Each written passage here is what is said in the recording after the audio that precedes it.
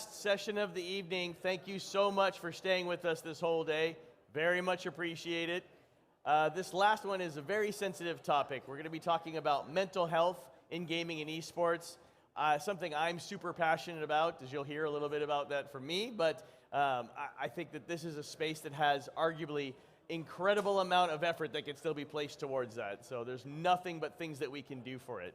We've got 4 panelists along with me. 2 of them are going to be virtual, 2 will be here. We're going to figure it out. Here we go. If you may join me, gentlemen, come on up. And then we've got some folks coming in virtually. I'll tee up the topic and do some introductions. Sit down. All right, you can grab your mics for sure. All right, do we have Stefy and Lindsey? There's Stefy. Hello. Hello. Hi, How are you, my dear? I'm doing great. How are you? Awesome. Awesome. Another day. How's Lindsey? Can you hear us? Yes, I can. How you doing? All right, there you are. Awesome. That's great. Sometimes all the technology works. It's like magic. So I'm going to tee us up a little bit. I'm going to talk about the topic, and then I want to introduce everybody, and then we'll start getting in some questions and things like that. So mental health. Much like traditional sports, mental health is an ongoing issue, right? And how we address that. I think the difference between traditional sports and esports or gaming, and we'll just kind of lump them in together, just gaming, is that there's an established processes, supports, a lot of other efforts that are being made in the traditional sports because they've done it for so long. In esports, gaming, we don't necessarily have those things. Oftentimes, we hear, well, it's because gamers are kids. They're young, and so a lot of the issues are just because they're young. And my favorite argument is, if you've ever heard me, I throw out gymnasts. I'm like, gymnasts start at like 4 to 6 years old. Most of them peak at 16 years old.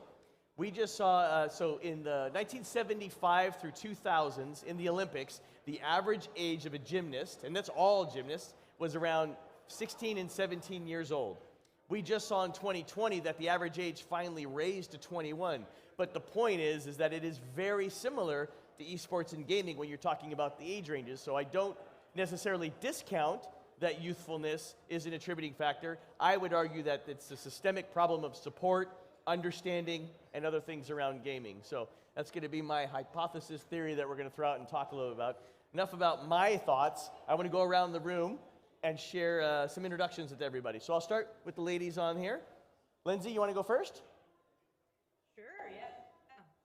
So my name is Dr. Lindsey MIGLIORE. I am a licensed physician, and I currently work as an esports medical doctor. I am the wellness and performance coach for Evil Geniuses. I published the book on esports medicine earlier this year called The Handbook of Esports Medicine by Springer Medical. I'm on the advisory committee for some Whatare, and I have a couple other secret projects that will be announced this week, but my life is treating video gamers for physical and mental injuries, so happy to be here. That's awesome. Hey, Stefy, you want to take a stab at it? Yes. First of all, thank you, Rob and Esports BAR for having me on. It's a pleasure. I wish I could be in Cannes, but virtual is still okay. And my name is Stefy, and I'm originally from Italy, so kind of like down the coast, a little bit from there. And I'm a 3-time world champion for motocross. So for me, I live the life of the professional athlete, so definitely I have something to say in regards to mental health in that world. And I can actually relate a lot with what's happening in the esports world, so very happy to be able to touch base on that. That's awesome. And is that background real? Are you actually in something that beautiful and upsetting us all? Yes, I am. So you are at the beach, I am in the mountains. I'm I think, in Lake Tahoe. yeah, I think you win this right now, because we're actually inside of a convention center, so to be fair, you win. So great. Great. Go first. Thank you. Hello, everyone. Thank you for the invitation from Esports BAR team. So my name is François. I live in Paris, so I'm from France. And I work at 17 Sport. What is 17 Sport? Is the first world impact company within the sport and e-sport ecosystem. We are working on implementing purposeful strategy within the e-sport ecosystem and trying to set up impact strategy, purpose partnership, and trying to educate and evolve all the sports and e-sport ecosystem on this purposeful topic. So this is my job, and happy to discuss with you today. Awesome. Jérôme? Hello everyone, happy to be there. So I'm Jérôme, I'm the founder and CEO of PRODIGY agency. We are a leading esports representation agency. We represent some of the best players in the world, but also young and upcoming players. And right now we provide full services to the players from career management, marketing, branding, sponsorship, but we also push and try to move forward in health and performance, including mental health, obviously, because that's a very important topic for us. So that's it. Awesome. So, Lindsey, I'm going to start off with you with this. It's, why should we be discussing mental health and issues in esports? I mean, that's a really good question. I think it's kind of a softball, but I appreciate it that you let me leave with the softball. We'll let you start. We're setting the stage for the heavier discussion later. Yeah. So, I mean, mental health impacts every single areas of your life, whether or not you're in esports or outside of esports. Mental health is just as important as physical health. There's studies and studies and studies that show this, that it impacts your daily life. But we know it's the right thing to do. I think something that's not as much talked about in this space, though, is it's the financially correct thing to do, too. We're losing players, like you said, the lifespan is so young, to mental health and burnout. And how much does it cost to train a player? How much does it cost to replace a player, especially in a game like League of Legends, where team composition is so very important. It's the right thing to do because we're losing players and we're losing employees to mental health issues that are untreated. Yeah, agreed. And then even from the gaming perspective, right, there's another angle about streamers and content creators, losing them as well. Maybe it's not the same level of investment that a team has, but, obviously it's an impact to our space, how that happens. Stefy, do you have anything to add with that? Is there any take that you have? Well, I can speak from the position of being a former athlete and what I see now, that translated to esport. I think, one of the important things is really to ask the player and listen, because this is something that most of the time we forget, because we see athletes, digital or in real life, that they have like machines, that they go and go and go and go, and try to perform and do the best they can. Well, sometimes, if you just stop and listen and ask a question, you might find an answer that surprise you, but that in the long run can make the team or the performer much better for the long run. So if I have to say something, just listen and ask. Okay. Jérôme, I'll throw it to you. Do you feel like, so there's people's perspective on mental health and being an issue. Do you feel that we're seeing issues in esports and gaming with mental health? Yeah, for sure. Like, from a pro player perspective, they are usually young, as you said, and they are under a lot of pressure in a very competitive environment. And it's usually very hard for them for a lot of reasons, like the pressure of the competition, their teams, their teammates, the pressure they put on themselves to perform. And we ask those young players to be at the top basically every day, to play at their best despite all those pressures. And yeah, it's for a lot of players it's really hard to manage, especially on the long term. So we have seen a lot of players having burnout, being really close to burnout, and that's a massive issue. Frederick, anything to add to that last part? No, I totally agree, and I think we will discuss it also after that. But to implement some strategy regarding mental health could also generate revenue for the team, because it will attract new partners. And I will give you some example also in terms of business model. It's interesting. So not only you are working on the impact of the health of the players, but you are also working on the new stream of revenue for an esports team. So we will appreciate that later, but it's very, very important for a team, for an organization, even for the athletes to have that in mind.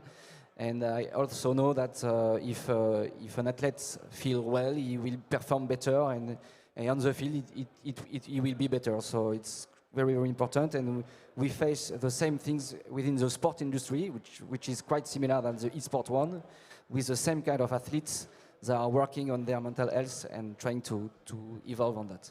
Awesome. Lindsey, what kind of disorders or issues are you seeing in the gaming and esports space?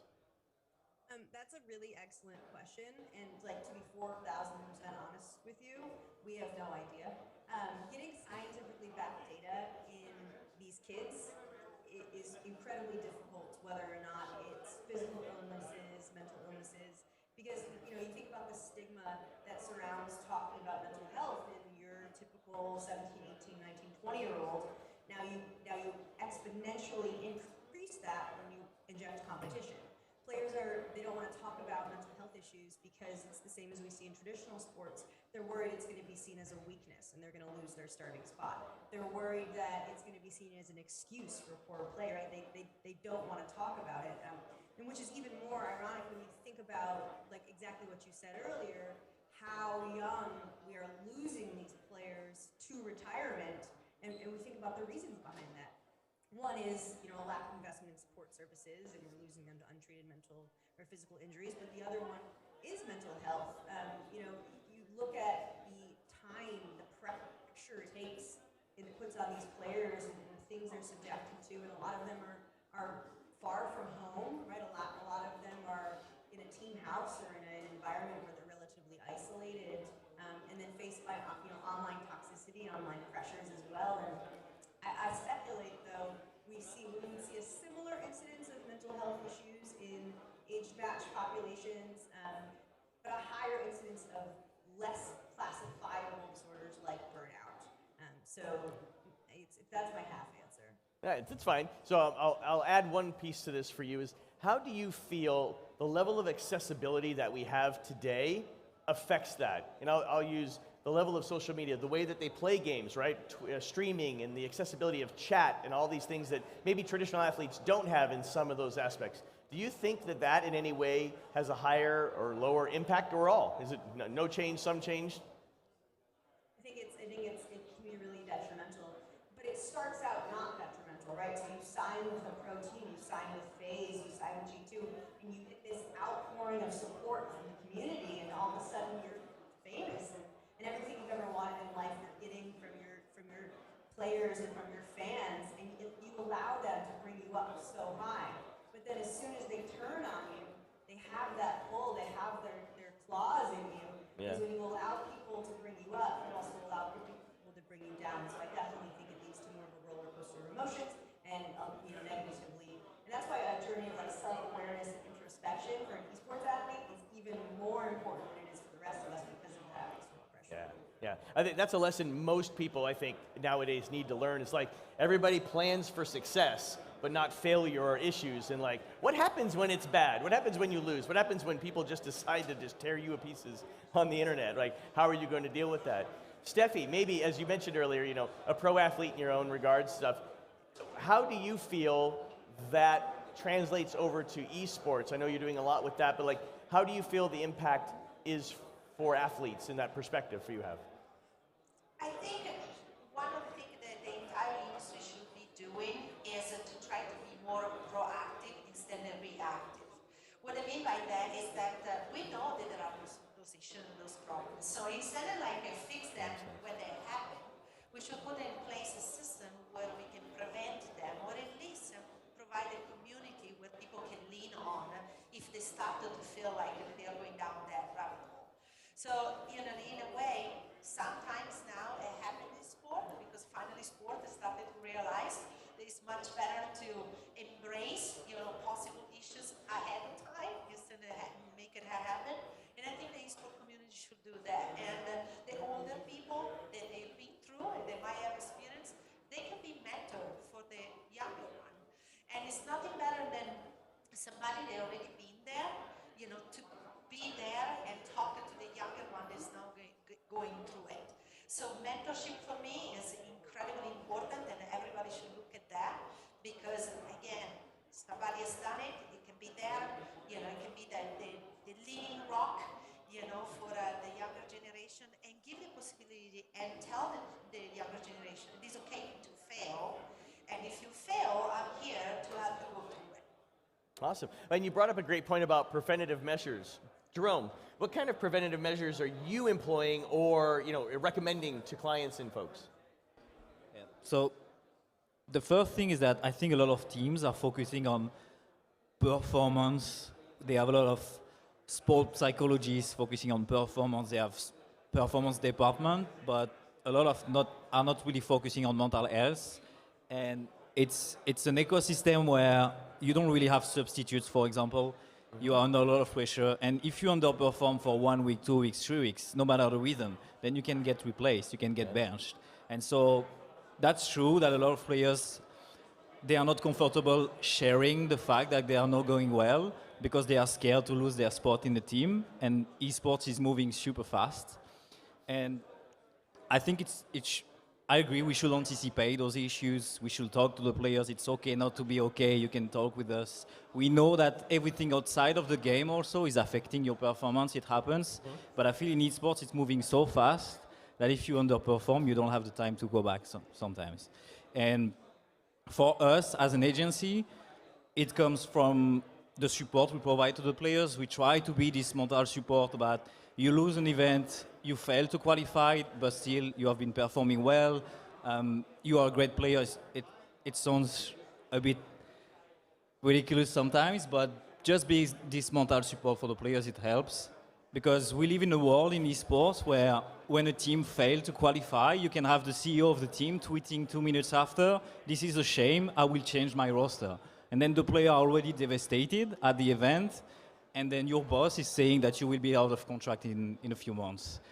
And so, yeah, we need to work on that. And on our side, we have a strong partnership with G-Science, who are health and performance experts, and they are available for our players. So we have a private Discord channel when the players can ask questions about mental health, also performance, nutrition, and so on. But then we have psychologists available for them just to talk, to discuss.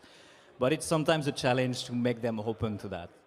So. Yeah, it's a good transition. I'm going to speak about something. So one issue that I feel has come up in other discussions is around the resources for this. Mental health is one of those ones that it's kind of like until it happens, you know, the preventative maintenance isn't really worth the expenditures at times in some folks' eyes. It doesn't, I'm not discounting it, but I know that some people, just like your oil change in your car, you know, it's like, well, I'll wait till something happens and I'll deal with that then. So resources are usually an issue with that. And you had mentioned partnerships and working with different groups. So for you, François, like what kind of brands, partners, opportunities are you seeing in the space that we can help shore those things up, both from a financial perspective, but also what other resources are we seeing out there? Yeah, it's very interesting to see that in the esports ecosystem, there is very few teams partnering with, for instance, mental health company, healthcare ecosystem. It's not something that's really implemented within the core strategy of the team. Everyone is speaking about the same kind of partnership to generate revenue, to generate extra finance. But if you build some purposeful partnership, what we are trying to do with social impact, with sustainable impact, but if we take the example of mental health, is with social impact. It's also a means to generate revenue. I give you an example. The esports team Cloud9 is partnering with Kaiser Permanente, which is a company, an healthcare consortium company that try to tackle this issue of mental health and also participate within the business model of the team. It's a virtuous circle. If you succeed in having purposeful partnership, trying to tackle some sustainable or some social issue, you can also generate revenue and business. So for your team, it's not only a question of helping your players, but also, and we know that the esports ecosystem is looking for that business model, trying to generate new source of revenue. And it's something we try to do right now. And I'm quite surprised that today, no many sports team has a mental health partner or are trying to close that vertical to help and elevate all the ecosystem. We have to implement some purposeful partnership within this ecosystem, within esports now, and it will help this ecosystem to generate revenue and elevate itself. Very important for us. That's awesome. Let's pivot for just a second. You know, we're talking about esports. We're talking about players and teams that already have some kind of resources in place, right? They've got an organizational structure of some kind, whether they're a small team and it's just the people self-managing to large organizations that have, you know, partners, funds, things. What about the typical, I'll say creator, right? Content creator, streamer, and things like that. What resources are available for them? How do they navigate mental health when they don't have these kind of back office folks and people for that? Any suggestions? I'll throw it to Lindsey first. So there's a lot of great resources. The Games Hotline is one. It's a number you can call when you're having issues. Take This is also a really great nonprofit providing support services to the games industry. It's hard because even if you do go to a doctor and you're having, your community's toxic, right? Let's say you're a Fortnite streamer and your community loves you the most, also hates you the most, and you're facing a lot of toxicity and it's causing feelings of self-doubt, it's maybe underlying some issues you might be having previously, and you go to your psychologist or you go to your doctor and you say, this is what's happening. If they don't have any knowledge of what gaming and streaming is, they're going to be unhelpful. So I think a big part of it is making sure that we're also training the medical support staff the same pace we are telling people to use these resources, because these great partnerships are amazing, but unless the doctors involved, the psychologists involved, have any idea what gaming and esports is, it's going to be hard. One of the reasons I got into this field was I'm a gamer myself, and I would play every night with my buddies, and they'd get wrist and hand pain. And when you turn 30, everything starts hurting. And so they'd go to their doctors, and their doctors would say, oh, it hurts playing video games? Stop gaming, right? You're a streamer, and you go to your psychiatrist, and you say, I'm having feelings of negativity when I stream. They say, stop streaming, right? You get your revenue from streaming, and your revenue from esports. You can't do that. So I think resources are just as important as training resources and finding them. So right now, I recommend take this in the games hotline as the number 2 companies for resources. That's cool. Yeah, it's the old doctor joke where it's like, hey, doctor, it hurts when I raise my arm. Well, don't frickin' raise your arm. It's like, well, yeah, but not helpful also. Stephanie, have you found in your travels any particular resources for gamers and streamers that, outside of the esports orgs, that have been successful, or any other nuggets of wisdom? I think one of the things that can be done here is really figure out ways to bring the concept of esport to the masses. So more we bring this as a common knowledge, more we have the opportunity to then convince the doctor to take this seriously, and therefore also, on the business side, to work more to try to get financial institutions and whatnot to be part of the whole system, like Kaiser is doing.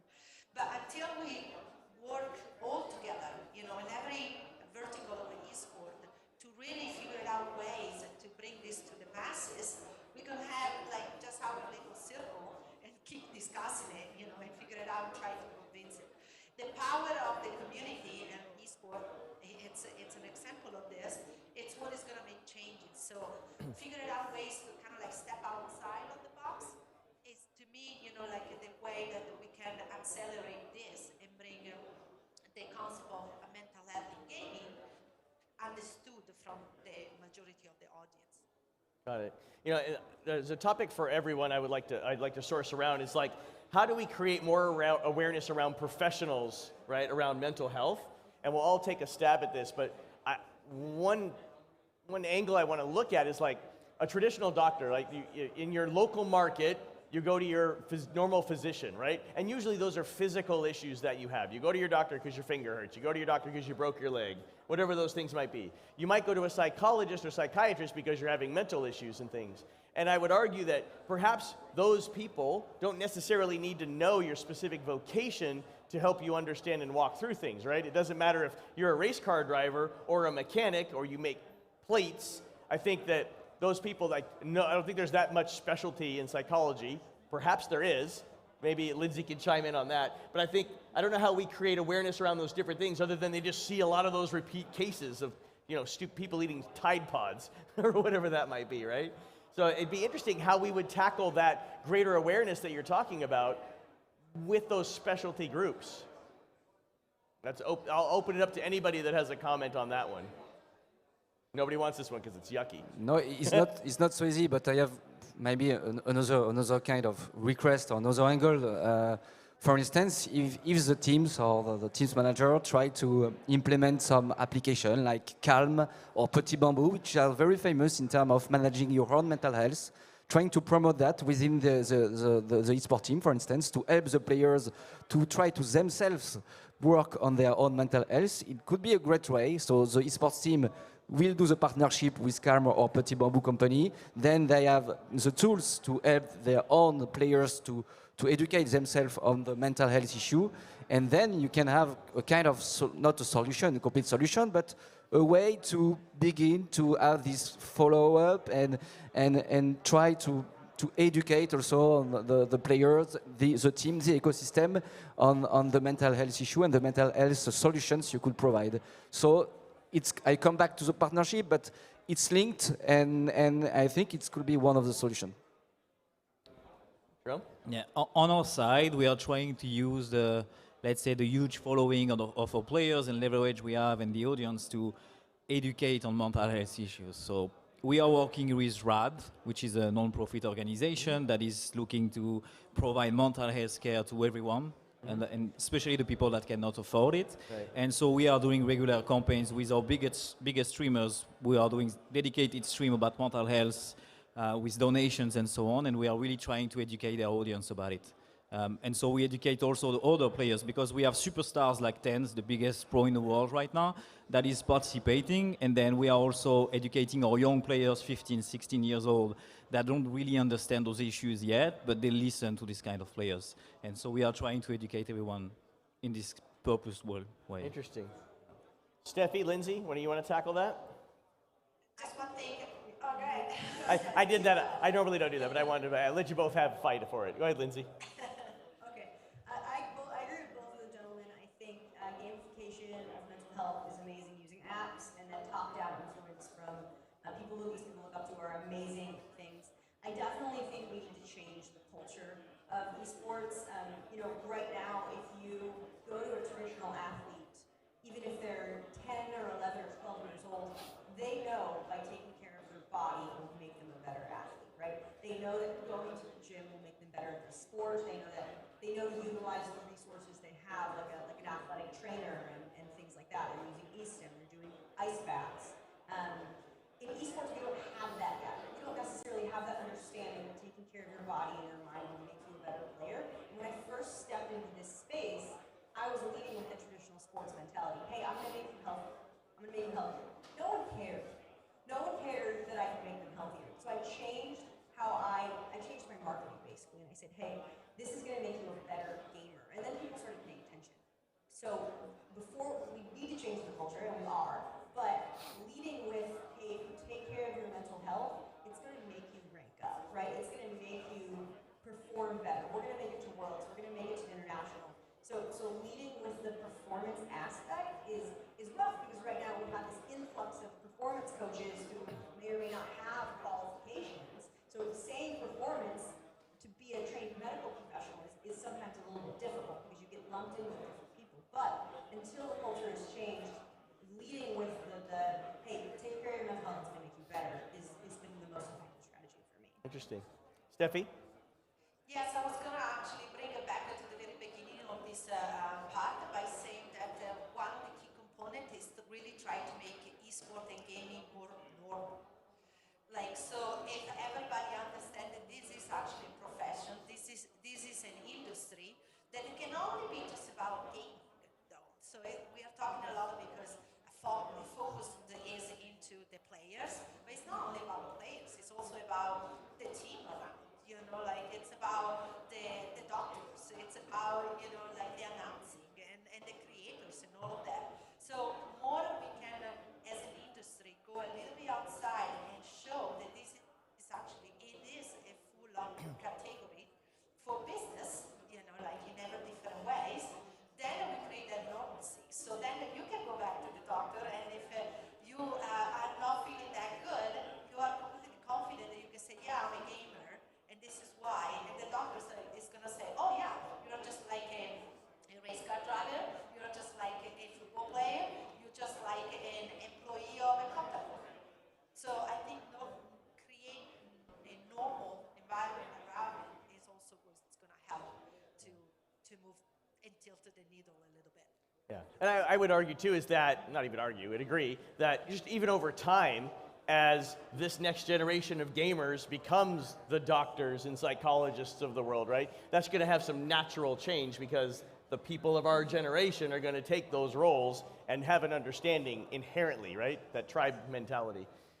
And they also will have, everything is linked with performance today. Like, we have to be the best, you have to win title, you have to be the best players, But to be the best player, maybe tomorrow is to be the most sustainable player, the player that leads with the most social impact.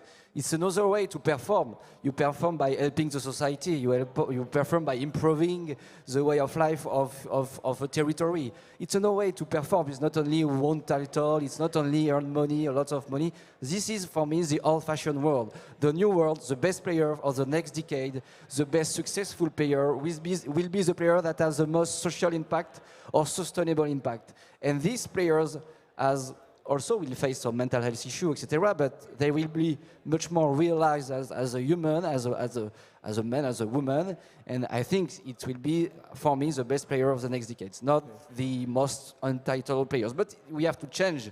It's not easy, the entire philosophy sometimes of an industry. We face that also within the sport industry. We try to educate the youngest to be the most purposeful person, to be the most sustainable person or social impacting person. And this is the way that I think philosophically we all need to change for the planet and for the future also. Good.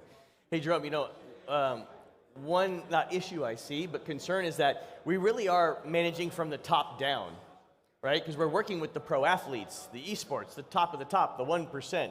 How does that trickle down to the 11-year-old Fortnite player, right? And the pressures that they feel just in their circle of friends and how they act and play. Like I can speak from experience having 20 to 11-year-olds of what that looks like. And I wonder how we address that, other than just parents being involved. That's yes, but also, right?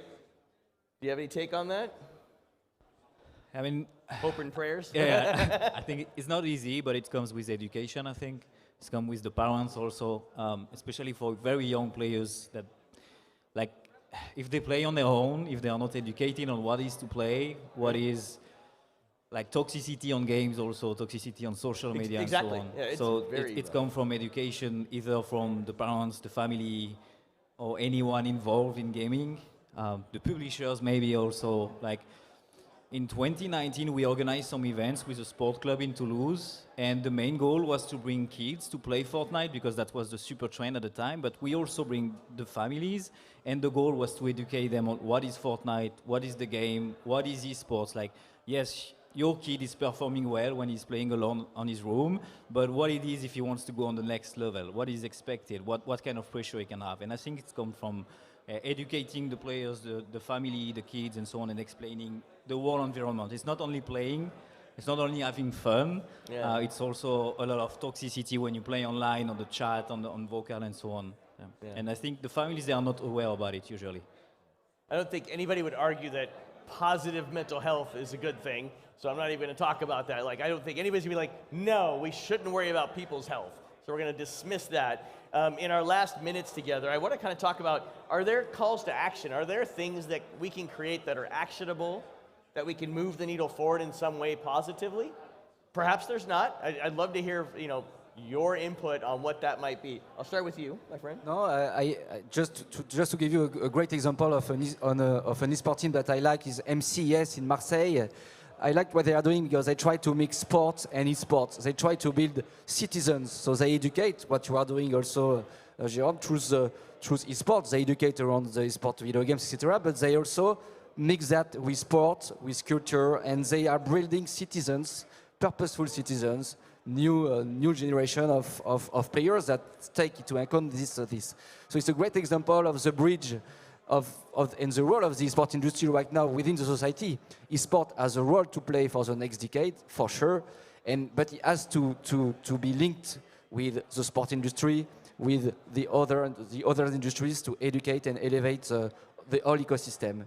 And it's a great example, and thank you for that team for the work they are doing. And for me, it's a great example of the power of the sport, of the sport industry, and the role of that industry for the next decade.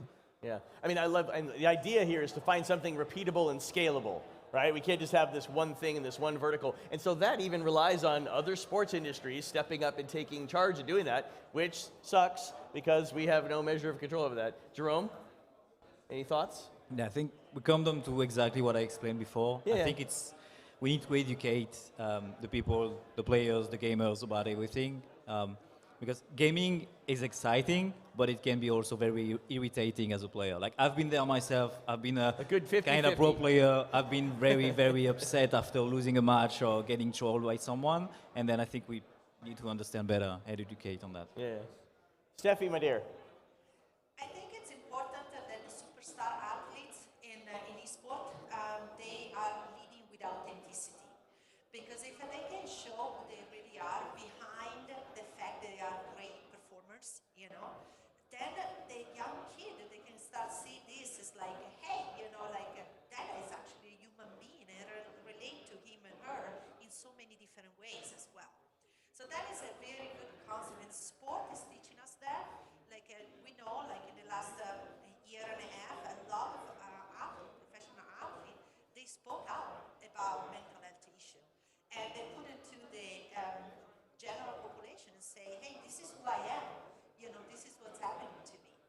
And I think if we get, you know, the esport community also to embrace this concept, we could probably get there a little bit faster. To again make it normal to be able to talk about this. Okay. Lindsey, any CTAs for us? Yes, one is, I also want to point out that Stefy actually is a video game character as well, which you didn't bring up. She's a character in one of the motocross games, so I just wanted to, so she's not going to say it, I'm going to say it. I think every single esports board who wants to be taken seriously needs a trained medical provider on staff at least part-time. If you look at traditional sports, even young teams have athletic trainers who are that main point of contact to the players taking care of their health. I think that we see this really short-sighted not partnerships, but you hire someone to come in really temporarily to take a look at your players right before a major event or a thing. Yep. And the thing is your mental health isn't going to be taken care of. It doesn't matter how much you work on mindset, how much you work on breathing. If you're not sleeping, exercising, and eating, that is just icing on the cake. If your cake is made out of rotten eggs, it doesn't matter what the cake is, what kind of frosting you have. We have to take care of these basic pillars that we know scientifically are proven to negatively impact mental health. And I think that culture change needs to come from putting someone on staff, because that sends the message to your players that you were taking this seriously. Instead of having them come in and do tune-ups right before major tournaments. It might seem hard though, because the cost up front is a lot larger. But if you think about, we see, David Beckham played till he was 38, Tom Brady is still playing when he's 43 years old. We can have these players in arguably so much less physical sports to play for longer, and the financial impact of that is much higher than the upfront cost of a full-time staff member. Yeah, it's that hindsight, because once we have the spreadsheet and we can do the math, it's much easier going, oh, look at what we saved. But in the time and the heat of the moment and budget cutting, it's like, that's not a primary line item like we talked about. Like, where does that go?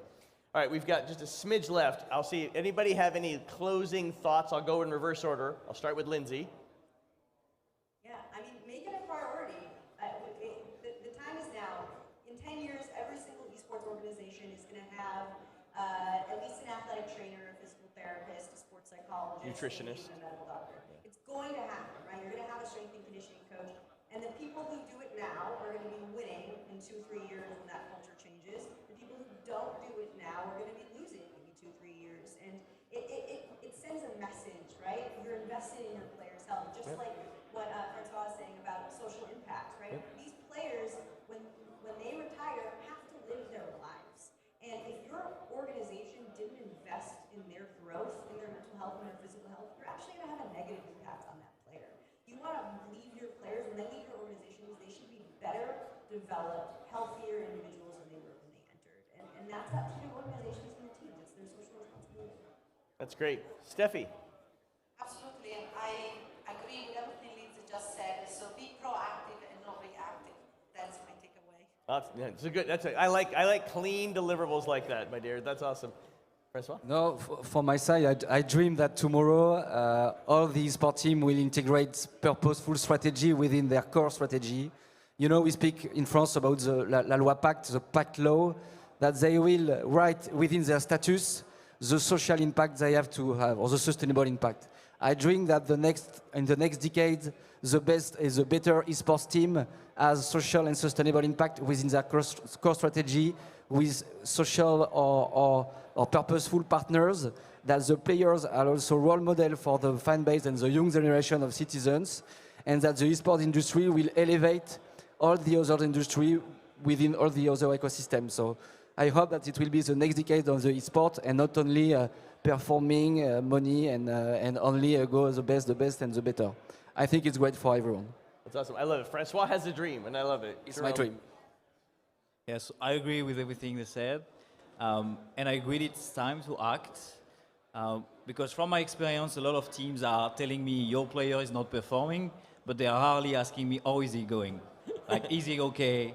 And that's an issue. So measurements, the measurements that they use. Yeah. Maybe there's some new Yeah, metrics. for sure. That's something we need to take into consideration right now for those players. Yeah. Let's put that in our CTAs. It's changing the metrics and measurements and adjusting them for health and things. That might be something awesome. Well, awesome talk. I thank you so very much, everybody, for tuning in and being here, being a part of this discussion. I think this is something that is going to be lingering for quite a while, because we just want to push people and get them thinking about mental health. So Thank you. Thank you Thank you very very much. much. Thank you. Have a great one. Thank you.